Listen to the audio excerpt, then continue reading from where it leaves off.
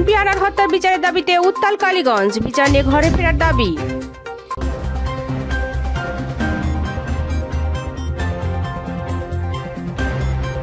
ঝিনাইদহ ৪ সংসদীয় আসনের সংসদ সদস্য ও কালীগঞ্জ উপজেলা আওয়ামী লীগের সভাপতি আনারুল আজিম আনার হত্যাকাণ্ডের সুষ্ঠু বিচার ও পরিকল্পনাকারীদের দৃষ্টান্তমূলক শাস্তি ও ফাঁসির দাবিতে উত্তাল কালীগঞ্জ। চলছে দফায় দফায় মিটিং মিছিল।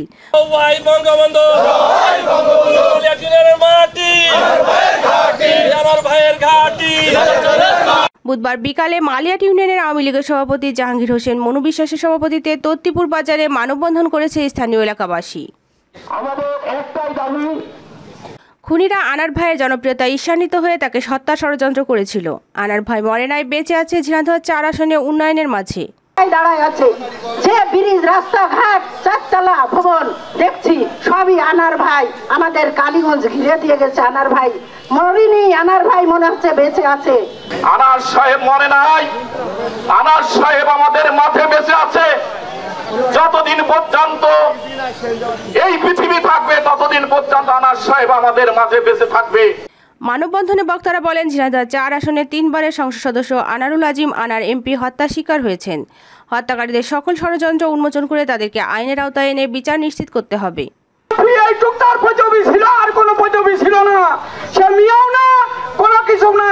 এই চান্দির ভিতরে এই তত্ত্বপুর বাজারে কতবার আইছে, কতবার কার সাথে সাক্ষাৎ করেছে, এটা বলার মতো কোনো ভাষা নেই।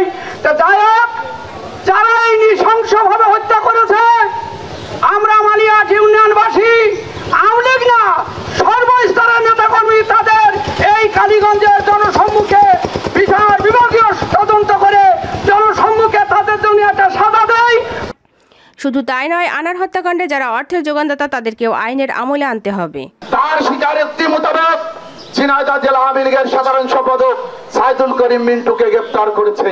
তা আমি সাংবাদিক ভাইদেরকে আমি বলবো যে শুধু সাইদুল করিম মিন্টু আর কাজী কামাল আহমেদ বাবু এরাই হত্যাকাণ্ডের সাথে শুধু জড়িত নয়, এর সাথে আরো কারা কারা আছে, কারা অর্থ যোগানদাতা, তাদেরকেও খুঁজে বের করে আইন আমলে আনতে হবে। আমরা জানি 2016 সালে এই আনারুল আজিম আনার এমপি মহোদয়কে কালীগঞ্জের বাটিতে হত্যা করা ষড়যন্ত্র হয়েছিল। সেই ষড়যন্ত্রে কারা ছিল আমরা কিন্তু সকলেই জানি। তারাও এর সাথে জড়িত আছে কিনা সেগুলো তদন্ত করে যদি তারা জড়িত থাকে তাদেরকেও এই আইন আমলে আনতে হবে। এ সময় আওয়ামী লীগ, যুবলীগ, ছাত্রলীগ সহ বিভিন্ন ইউনিটের নেতাকর্মীরা উপস্থিত ছিলেন। আজকে এই মানববন্ধন আমাদের একটাই দাবি,